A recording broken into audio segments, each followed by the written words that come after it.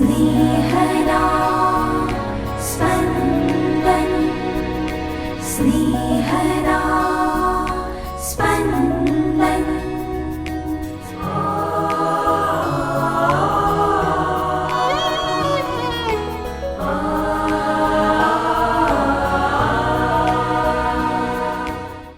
નાતાલ પછીનો શનિવાર.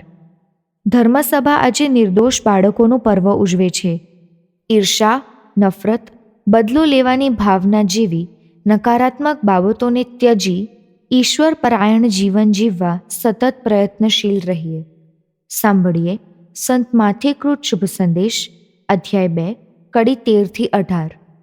તે લોકોના ગયા પછી દેવદૂતે યોસેફને સ્વપ્નમાં દર્શન દઈને કહ્યું, ઉઠ, બાળકને અને તેના માતાને લઈને મિસ્ર ભાગી જા, અને હું કહું નહીં ત્યાં સુધી ત્યાં જ રહેજે, કારણ હેરોદે બાળકને શોધી કાઢીને મારી નાખવાની પેરવીમાં છે. એટલે યોસેફ ઉઠ્યા અને બાળક અને તેના માતાને લઈને રાતોરાત મિસર ચાલ્યા ગયા અને હેરોદના મરણ સુધી ત્યાં રહ્યા. આ પણ પૈગંબર મુખે પ્રભુએ જે ભાખ્યું હતું કે મેં મારા પુત્રને મિસરમાંથી બોલાવ્યો, તે સાચું પાડવા માટે હતું.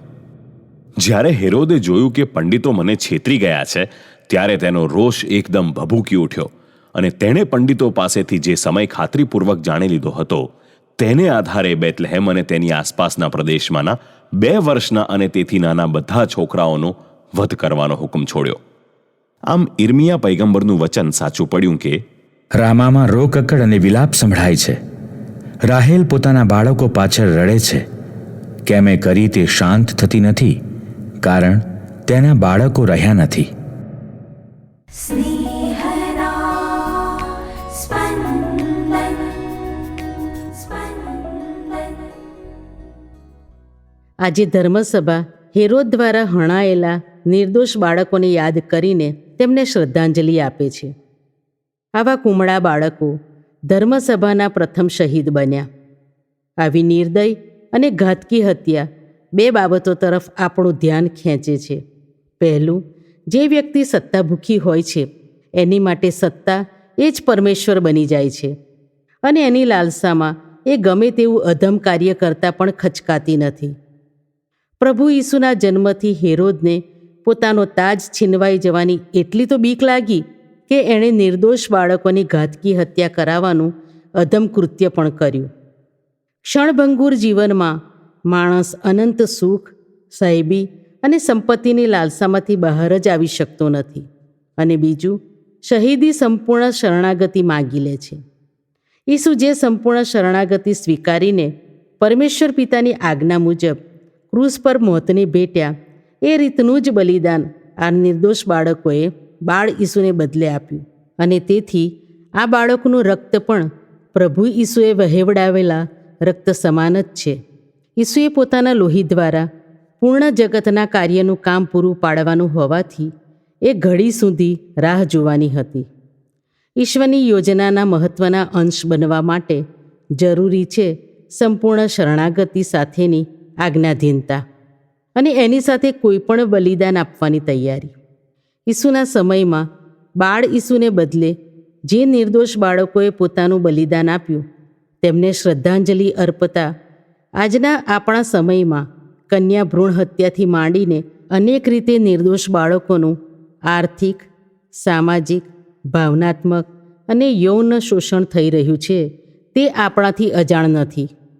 આપણે આ દૂષણ રોકવા માટે અને નાબૂદ કરવા માટે સૌપ્રથમ બાળકો વિરુદ્ધ થતા કોઈપણ પ્રકારના કૌભાંડમાં સીધા કે આડકતરી રીતે સાધનરૂપ ન બનીએ અને બાળકોના રક્ષણ માટે અને તેમના શોષણ માટે બનેલા કાયદાનું આપણા હાથે ઉલ્લંઘન ન થાય એની તકેદારી રાખીએ.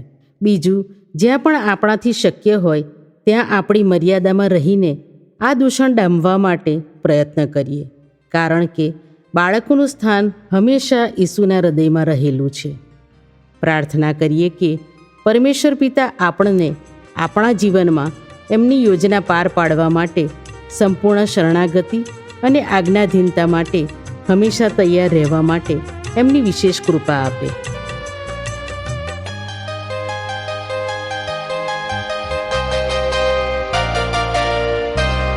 પૂર્વાકાશે ઉજાસ જોઈ ઉલ્લાસતા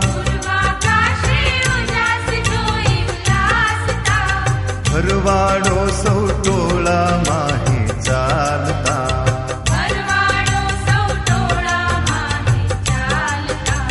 પૂર્વાકાશે ઉજાસ જોઈ ઉલ્લાસતા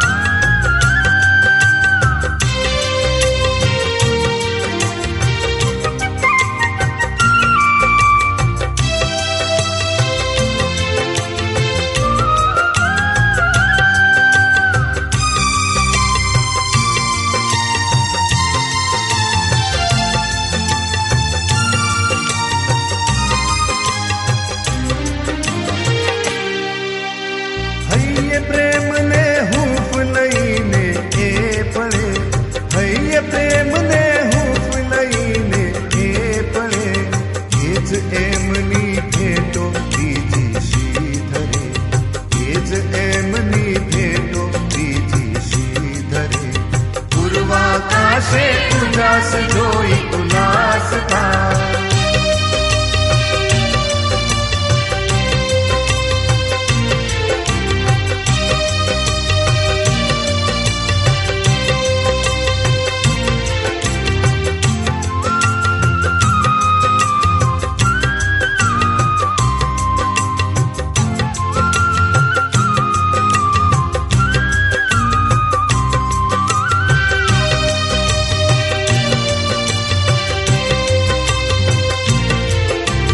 વસ્ત્રે વિદ્યા બાળકને લઈ વાલથી વસ્ત્રે વિદ્યા બાળકને લઈ વાલથી માતા પાન કરાવે મુખડે ચૂમતી માતા પાન કરાવે મુખડે ચૂમતી પૂર્વાકાશે ઉજાસ જોઈ ઉલ્લાસતા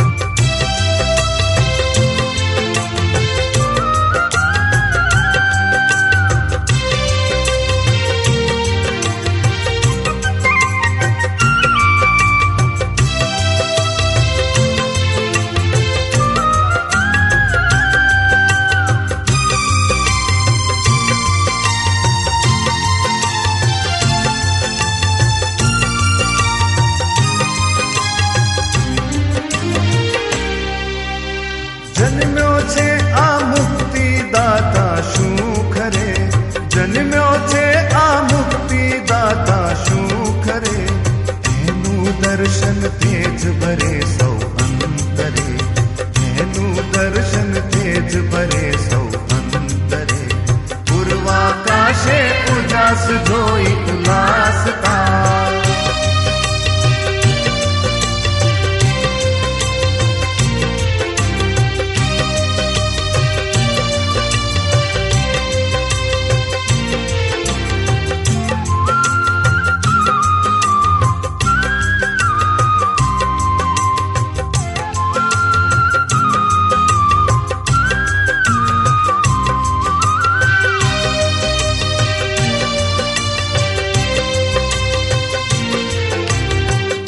દલિત પીડિત દુખિયારા આંધળા દીન દલિત પીડિત દુખિયારા આંધળા રાખજનો શોષિતો દૂલા દુબળા રાખજનો શોષિતો દૂલા દુબળા પૂર્વાકાશે ઉજાસ જોઈ ઉલ્લાસતા